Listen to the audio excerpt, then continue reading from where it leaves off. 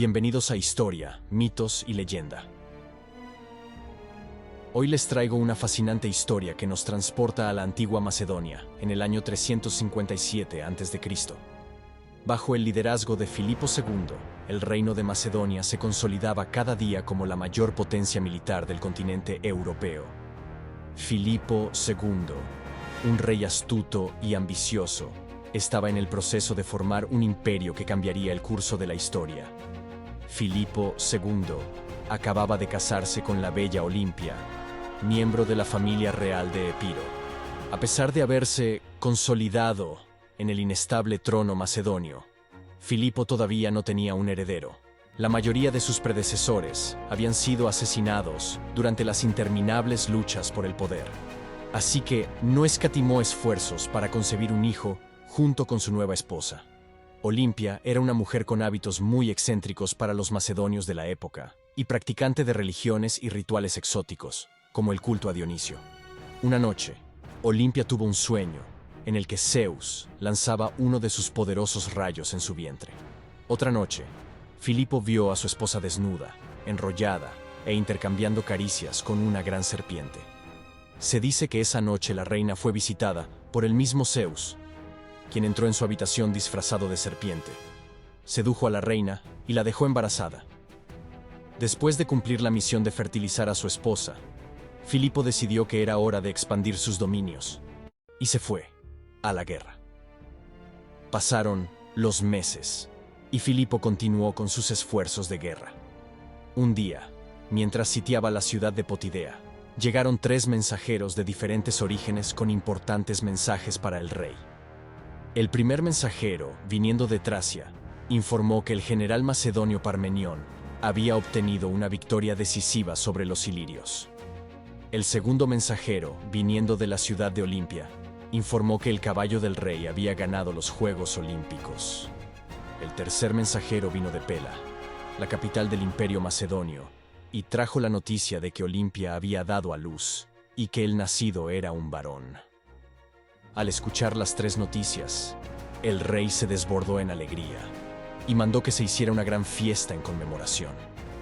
El niño había nacido en una noche de verano y, el mismo día de su nacimiento, lejos de allí en Éfeso, el gran templo consagrado a la diosa Artemisa, considerada una de las 7 maravillas del mundo antiguo, se quemó hasta los cimientos.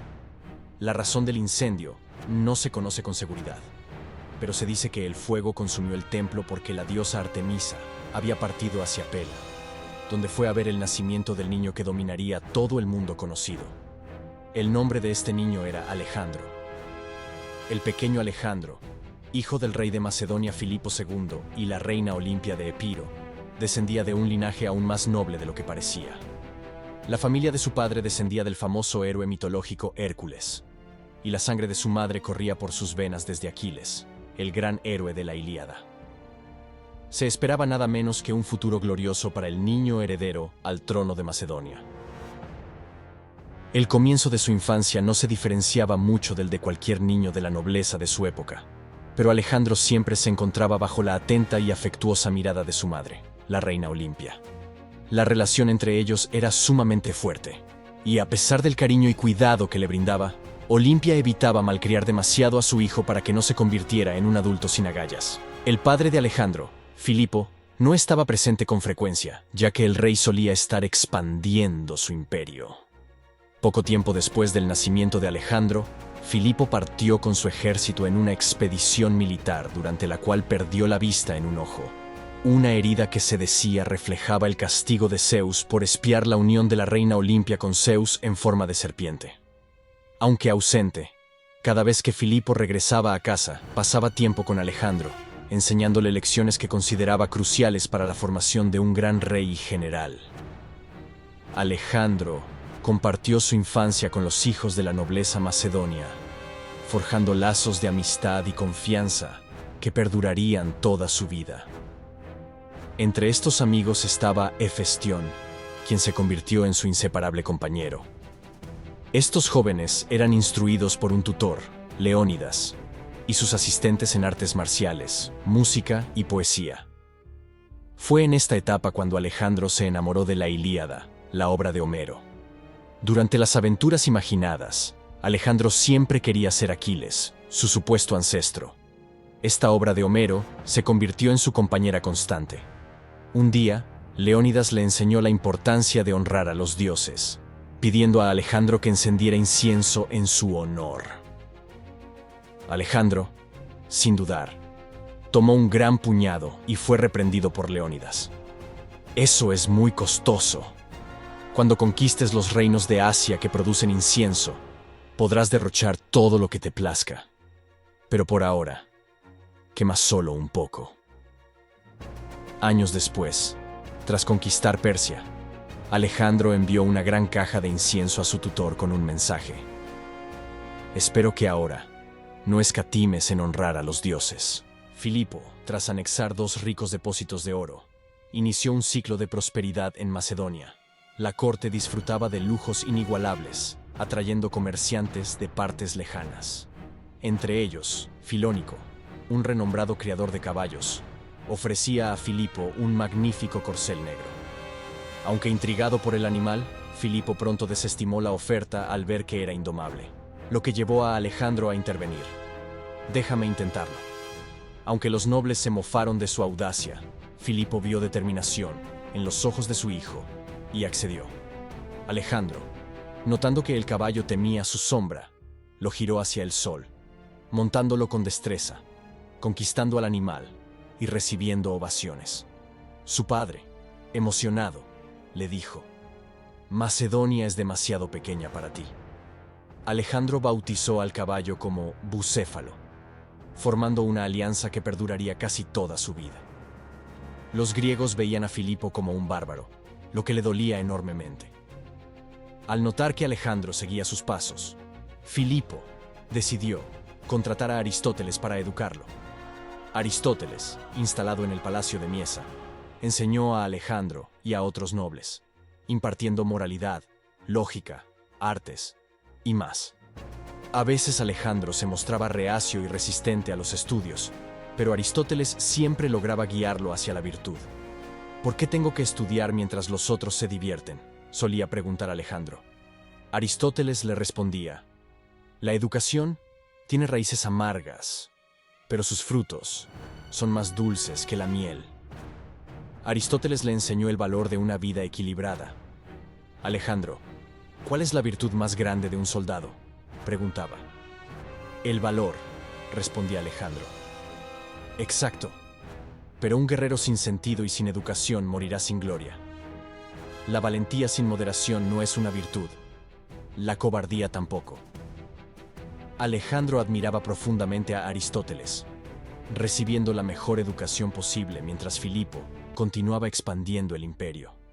Al escuchar sobre los triunfos de su padre, Alejandro temía no tener tierras por conquistar.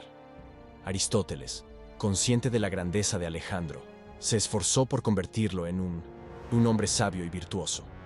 A los 16 años, Alejandro ya era un hombre, y su padre lo llamó a Pela, la capital de Macedonia, asumiendo responsabilidades. Aunque aún vivía bajo la tutela de Aristóteles, Alejandro se estaba formando no solo como un conquistador, sino como un rey filósofo. Un día, Filipo llegó al palacio y le dijo a Aristóteles: «Gracias por educar a mi hijo, pero es tiempo de entregarlo al mundo. Mi señor, le pido un año más», suplicó Aristóteles. «La vida también es una maestra», respondió Filipo.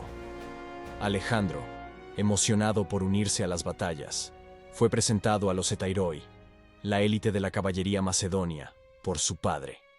Estas falanges son el yunque y la caballería es el martillo, le explicó Filipo.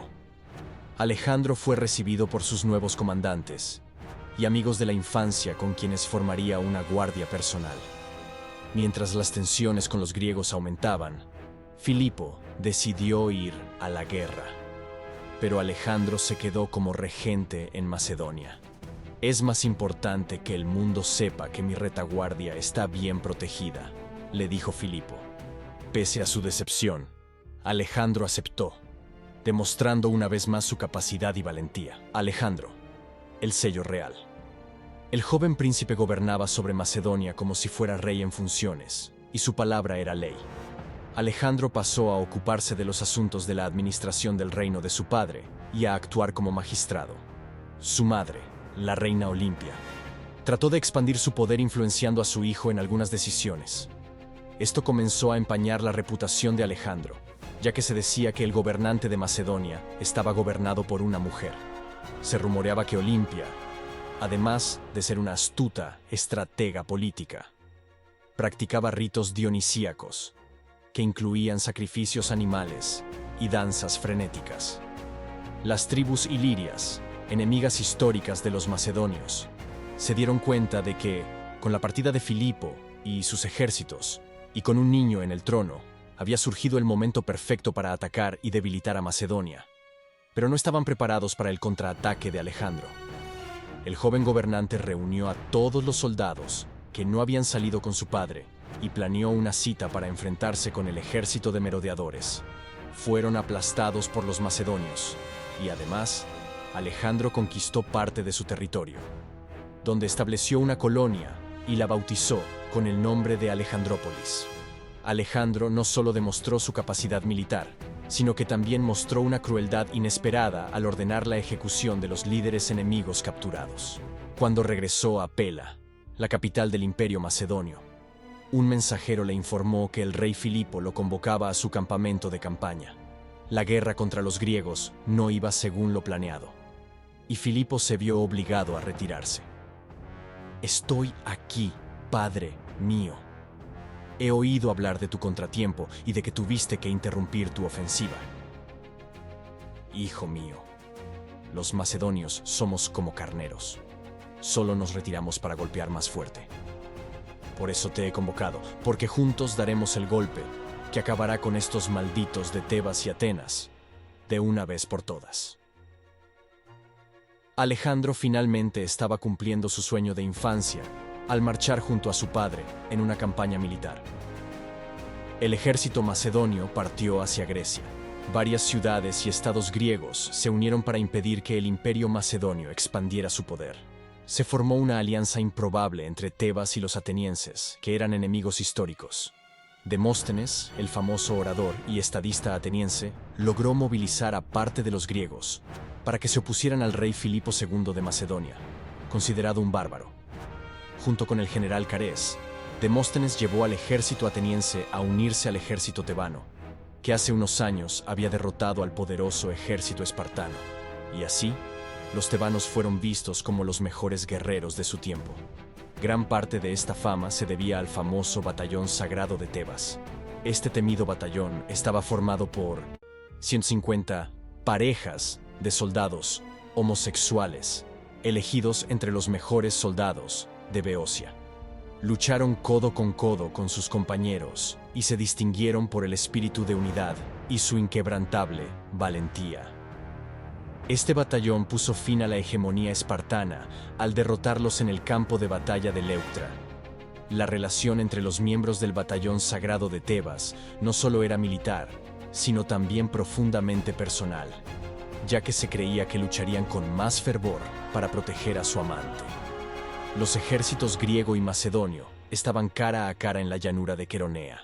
Los griegos tenían aproximadamente 35.000 soldados, mientras que los macedonios tenían 32.000.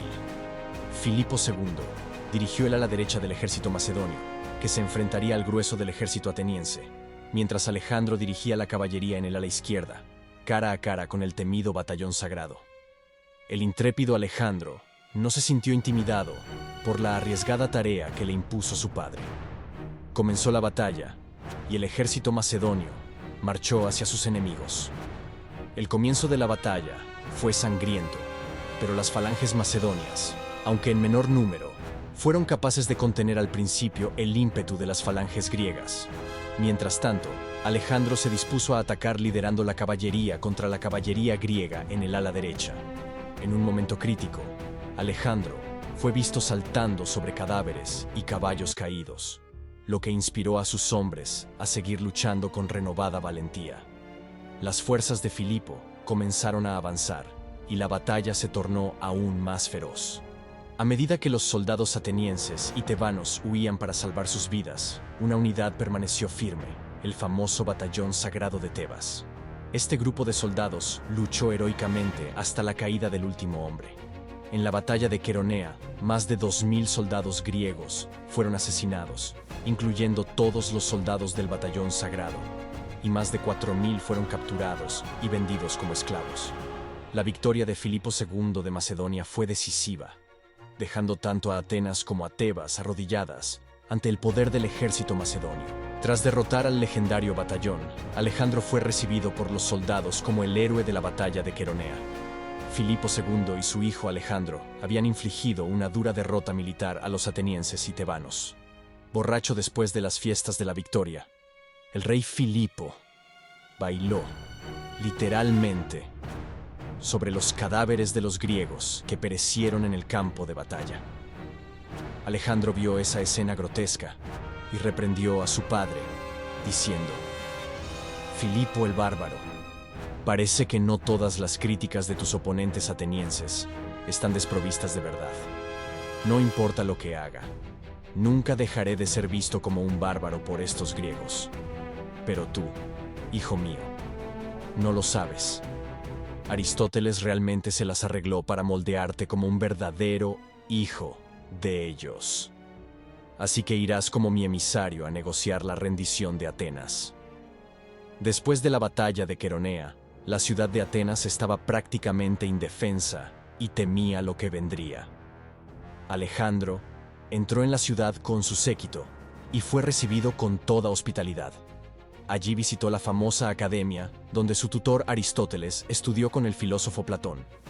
También visitó el Teatro Dionisio, donde se escenificaron las tragedias griegas más célebres. Y, por supuesto, se sorprendió al visitar la famosa Acrópolis y el templo en honor de la diosa que dio nombre a la ciudad. Después de la gira por Atenas, el joven príncipe se dirigió a la asamblea y presentó los términos de la paz. «Mi padre, el rey Filipo II de Macedonia, en un gesto magnánimo les ofrece la paz. Los soldados tomados prisioneros serán devueltos a sus esposas. Las propiedades y los ciudadanos de Atenas serán respetados y ninguna guarnición macedonia permanecerá en su territorio. La autonomía de Atenas será preservada. Su única condición es que Atenas se convierta en la aliada de los macedonios». Los atenienses se sorprendieron al encontrar tales términos benévolos en vista de su posición de debilidad y aceptaron los términos del tratado. Filipo sabía de la importancia estratégica de la marina ateniense para sus planes y, por lo tanto, salvó a la ciudad que siempre se le opuso ferozmente. El rey de los macedonios convocó a todas las ciudades griegas a una asamblea en Corinto. Asistieron representantes de todas las ciudades excepto los espartanos. Allí, Filipo, desde lo alto de todo su poder, ofreció condiciones para que los griegos vivieran en paz en una gran alianza de defensa mutua liderada por Macedonia. Filipo propuso una gran coalición entre las ciudades griegas para llevar la guerra al territorio de los enemigos históricos de los griegos, el imperio persa. El deseo de venganza contra los persas estaba presente en los corazones de generaciones de griegos que esperaban desde hacía tiempo la oportunidad de devolver todo el mal causado durante las guerras médicas. Así, Filipo recibió el título de hegemón. El rey de Macedonia se preparaba para realizar una hazaña tan grande como la que se narra en la obra de la Ilíada de Homero. En la ciudad de Corinto, Filipo II de Macedonia había sido nombrado líder de la Alianza Panhelénica, una liga entre las ciudades-estado griegas que tenía como objetivo llevar la guerra a los persas. Filipo regresó a Macedonia para comenzar los preparativos de su ambiciosa campaña militar. Su hijo Alejandro, encantado con toda la riqueza de la cultura helénica, permaneció en Grecia durante un tiempo. El joven príncipe macedonio, educado por Aristóteles, se enteró de que el famoso pensador Diógenes de Sinope vivía en la ciudad. De niño, Alejandro se fascinaba con las historias que Aristóteles contaba sobre Diógenes, el cínico, quien llevaba una vida de austeridad total y desprendimiento de los bienes materiales. Vivía en la calle y dormía en un barril.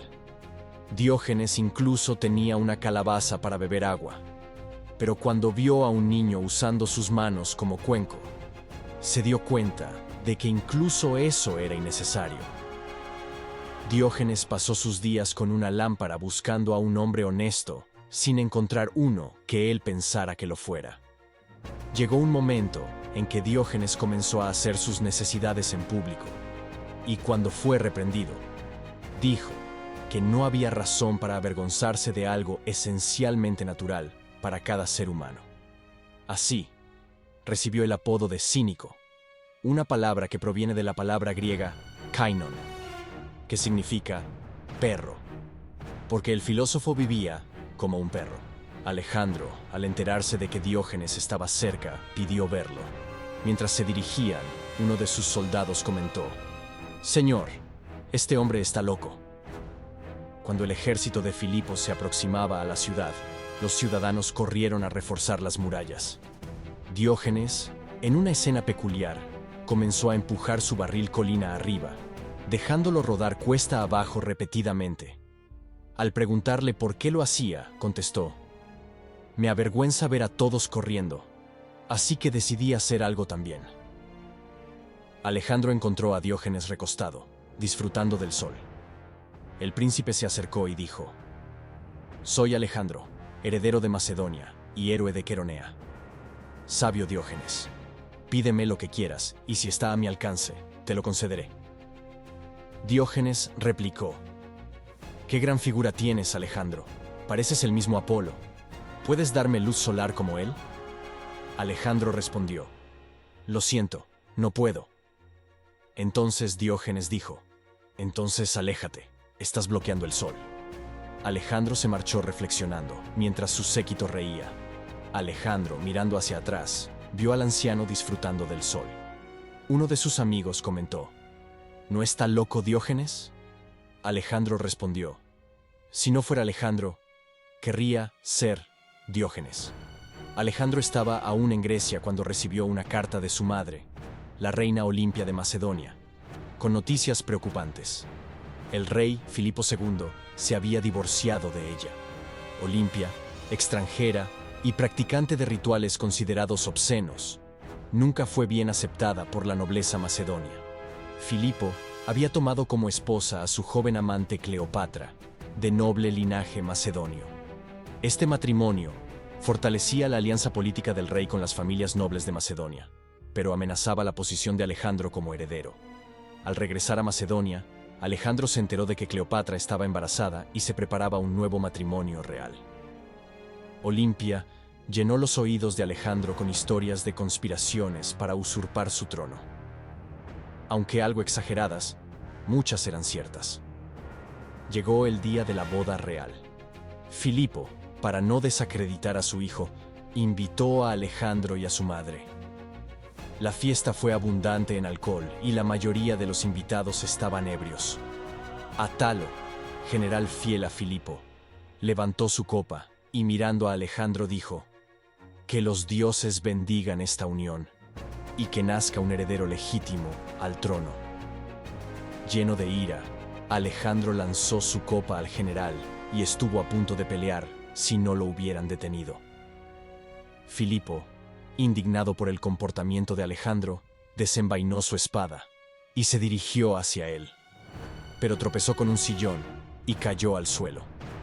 Alejandro, señalando a su padre, dijo: «¿Este es el hombre que cruzará de Europa a Asia? No puede ni cruzar de un sillón a otro». Si no los hubieran contenido, Filipo y Alejandro habrían tenido una pelea pública devastadora. Sin embargo, el conflicto se resolvió rápidamente. Filipo, preocupado por el escándalo y la estabilidad de su reino, no dejó que el incidente escalara. Tomó medidas para reforzar la lealtad de Alejandro y apaciguar a la nobleza, buscando equilibrio entre las demandas familiares y su deseo de consolidar el poder. Alejandro, por su parte, comenzó a prepararse para su futuro como líder de Macedonia. Estaba decidido a demostrar que estaba a la altura de las expectativas no solo como estratega militar, sino también como diplomático y gobernante eficaz. Su educación bajo Aristóteles le había dado una base sólida en filosofía, ciencia y política, habilidades que planeaba usar para moldear su imperio. Mientras tanto, Filipo se enfocó en expandir su reino. En 336 a.C., organizó una campaña para controlar Tracia, un paso estratégico crucial para futuras campañas contra el imperio persa. Bajo su liderazgo, Macedonia amplió sus territorios y aseguró su dominio sobre el norte de Grecia. Sin embargo, el destino intervino. En 336 a.C., Filipo fue asesinado por uno de sus guardias en el banquete de la boda de su hija. Alejandro, con solo 20 años, quedó al mando de un imperio en expansión. La noticia del asesinato se extendió rápidamente y Alejandro, asumiendo el rol de rey, tuvo que enfrentar una serie de desafíos.